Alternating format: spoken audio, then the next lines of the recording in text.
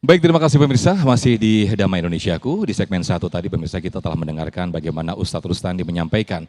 Ketika seorang muslim mempunyai harapan, itu artinya dia mempunyai optimisme. Namun bagaimanakah ketika harapan itu tidak sesuai kenyataan? Nah, dari sinilah kita diminta untuk bersabar dan untuk meyakini bahwa Allah yaitu mengetahui yang terbaik bagi hambanya. Nah, selengkapnya akan disampaikan oleh guru kita Ustadz Asmar Lambo. Selamat menyaksikan.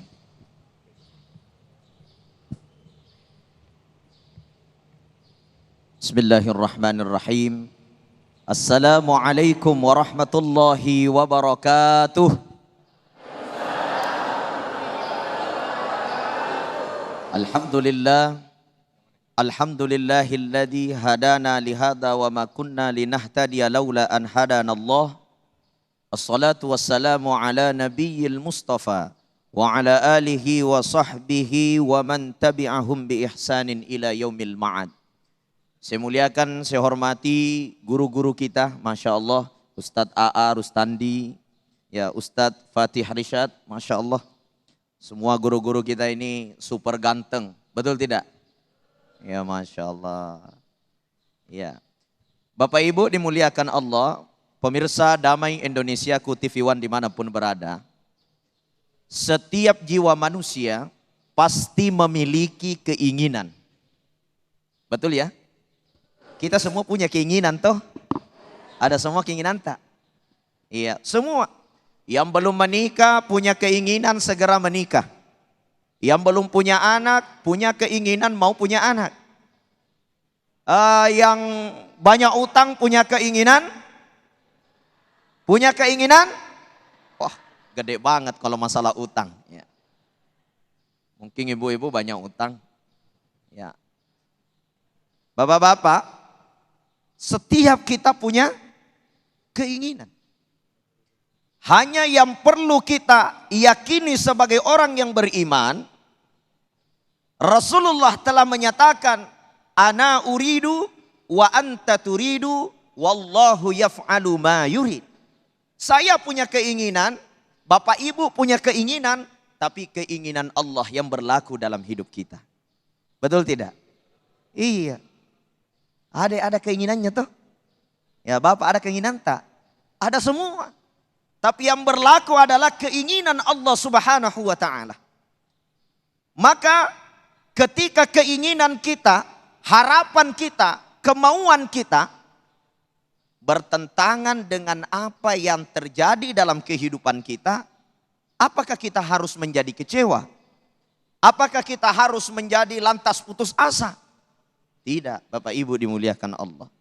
Seharusnya kita menghadapi apa yang menjadi keinginan kita ketika bertentangan dengan apa yang terjadi sebagai realita dalam kehidupan kita. Ada 3 yang harus kita lakukan. Yang pertama, menguatkan keridhaan dalam hati kita. Seperti ayat yang dibacakan tadi di dalam suratul Baqarah, ya. Wa asa an takrahu syai'an wa huwa khairul lakum wa asa an tuhibbu syai'an wa huwa syarrul lakum. Kadang-kadang ada sesuatu yang sangat kita tidak sukai, sangat kita tidak mau, itu terjadi dalam kehidupan kita, tapi justru itulah yang terbaik menurut Allah bagi kita. Dan kadang-kadang ada sesuatu yang sangat kita tidak sukai atau kita sangat sukai, kita sangat mau mencapai sesuatu itu. Kita sangat ingin memiliki sesuatu itu. Tapi kemungkinan menurut Allah hal itu belum tentu baik bagi kita. Wallahu ya'lamu wa antum la ta'lamun. Allah mengetahui apa yang tidak kita ketahui. Maka kuatkan keridhaan dalam hati kita bahwa apapun yang menimpa di dalam hidup kita, itulah yang terbaik menurut Allah kepada kita. Saudara-saudara sekalian, Allah Subhanahu wa ta'ala telah menciptakan kita semua dengan takdir-takdirnya. Bagaimana mungkin kita merasa hamba Allah? Bagaimana mungkin kita merasa ini adalah Orang yang taat kepada Allah. Sedangkan kita tidak ridho terhadap apa yang telah Allah takdirkan kepada kita. Wajar nggak begitu? Bu, wajar kakak begitu? Wajar? Nggak wajar. Tidak wajar Bapak Ibu. Kita ini merasa hamba Allah. Tapi tidak ridho atas ketetapan Allah. Hamba apaan itu? Betul tidak? Iya. Mungkin kita menginginkan agar kita punya suami kaya. Tiba-tiba dikasih suami. Mungkin kita menginginkan punya anak yang soleh. Pengennya anaknya jadi ustadz. Tiba-tiba anaknya jadi polisi. Tidak sesuai dengan keinginan kita. Tapi tahu-tahunya ternyata orang tuanya di kemudian hari banyak masalah.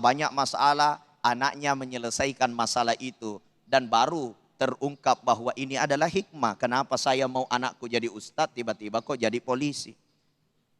Artinya apa? Apa yang menimpa di dalam hidup tak? Apa yang terjadi di dalam kehidupan sehari-hari kita? Ridholah terhadap ketetapan Allah. Maka dikatakan di dalam Al-Quran, suratul Baqarah ayat 112. Bala man aslama wajahahu lillah. Barang siapa yang menyerahkan diri sepenuhnya kepada Allah. Jadi serahkan kepada Allah. Ini sikap kita yang kedua. Serahkan. Serahkan kepada Allah. Bala man aslama wajahahu lillah. Barang siapa yang berserah diri kepada Allah sepenuhnya. Wahuwa muhsinun.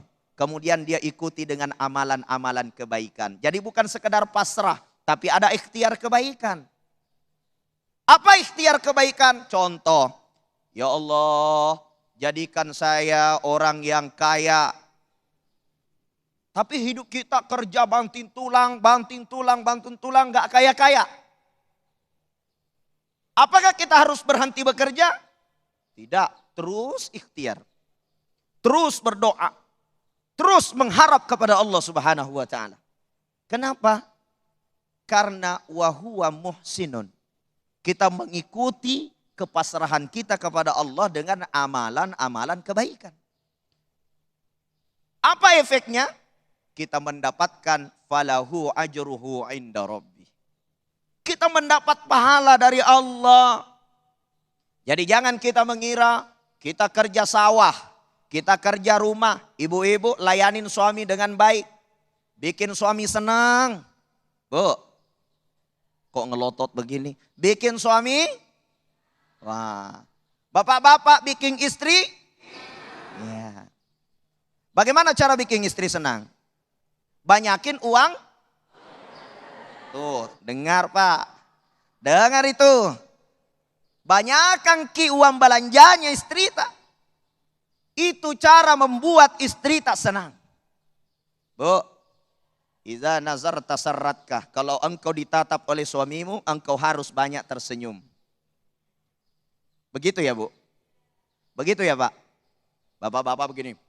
Kenapa ketika istrinya menatap seperti malaikat maut sudah datang? Iya Bu.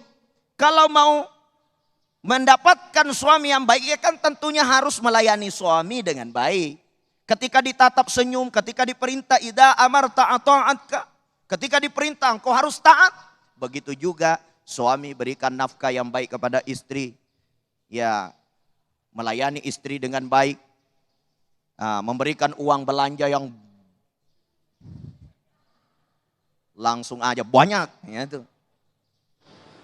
Nah, dengan amalan-amalan yang seperti ini, itu ketika apa yang menjadi harapan kita tidak terpenuhi, tapi kita terus berikhtiar yang baik-baik, wa huwa muhsinun, kita tetap berikhtiar yang baik-baik, maka Allah akan memberikan falahu ajruhu inda rabbi. Yang kita dapat di situ adalah curahan pahala yang banyak dari Allah Subhanahu wa ta'ala. Jadi jangan kita mengira bahwa kalau kita ini berbuat baik, ya, yang terjadi kan tetap apa yang menjadi keinginan Allah, seakan-akan kita hanya pasrah saja. Jangan Ki. Tapi kita harus mengikuti dengan terus berbuat baik, karena di situ ada nilai pahala yang besar. Kemudian apa yang dilakukan yang ketiga? Yang ketiga yang harus kita lakukan, kita harus prasangka baik kepada Allah Subhanahu wa ta'ala. Jadi terus prasangka baik kepada Allah. Bu, Bu, kalau umpamanya Bu, kita ini udah kerja, udah berbuat baik, udah jujur sama suami, tapi suami masih nggak percaya, ibu senang apa tidak? Nggak senang. Kenapa nggak senang? Kenapa? Karena nggak dipercaya. Akan tetapi ibu meskipun tidak dipercaya, terus prasangka baik kepada Allah. Ya Allah, saya sudah jujur, tapi masih saja tidak dipercaya. Maka yakinlah ada hal yang terbaik yang Allah simpang untuk kita sebagai hikmah untuk kita. Itulah keyakinan orang yang beriman, karena Allah pasti memberikan sesuatu yang baik. La khaufun alaihim walahum yahzanun. Tidak ada lagi sedih, tidak ada lagi ketakutan. Pasti terbaik yang Allah berikan bila kita terus berada dalam niat yang baik, prasangka yang baik, mengharap hanya kepada Allah sehingga tidak ada rasa kecewa bagi kita. Mungkin ini yang saya sampaikan. Assalamualaikum warahmatullahi wabarakatuh. Waalaikumsalam warahmatullahi wabarakatuh. Baik, Masya Allah. Terima kasih Ji. Waduh, dengan khas logat Makassarnya ini, Ustadz Asmar Lambo jauh-jauh dari Makassar. Seperti apa yang disampaikan oleh guru kita tadi, menjadi motivasi dan juga sekaligus menjadi perenungan bagi kita semuanya, bahwa ketika harapan itu tidak sesuai dengan kenyataan kita perlu meyakini bahwa bisa jadi sesuatu yang baik bagi kita itu belum tentu baik bagi Allah. Begitu sebaliknya, bisa jadi sesuatu yang buruk bagi kita itu belum tentu buruk bagi Allah. Nah, kita kembali pada keyakinan bahwa Allah mengetahui yang terbaik bagi hambanya. Nah, kita akan mendengarkan tausiah di segmen berikutnya. Ada Ustadz Fatih Risyad yang sudah siap akan memberikan tausiah. Namun seperti biasa, Luwak White Coffee sudah siap-siap berbagi berkah bersama para jamaah di sini semuanya. Ada Ustadz Jufri yang akan memberikan pertanyaan-pertanyaan yang menarik. Tetaplah di Damai Indonesiaku.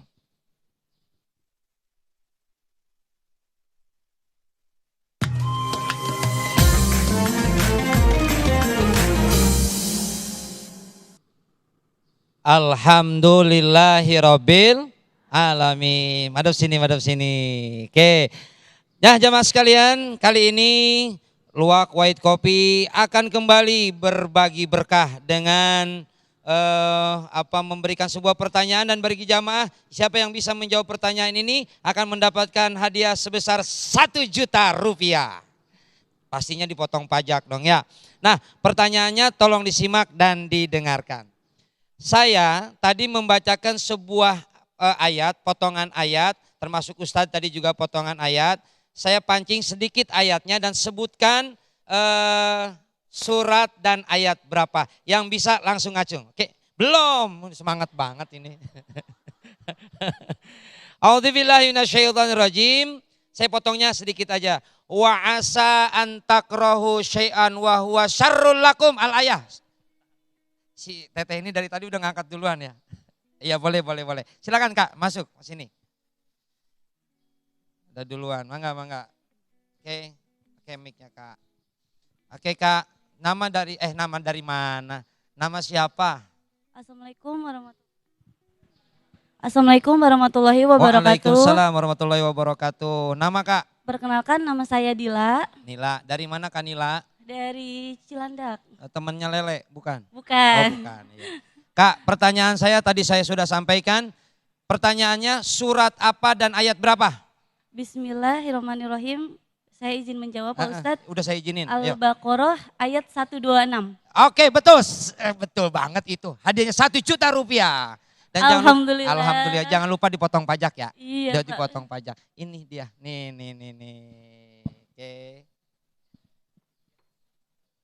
Oke, silahkan Kanila. Iya. Ya, sama-sama. Itu aja hadiahnya Kak, segitu ya. Nanti dipotong pajak ya. Baik, Masya Allah, tabarakallah, jawabannya benar. Dan baik pemirsa Damai Indonesiaku, jangan kemana-mana. Kita akan kembali lagi di Damai Indonesiaku.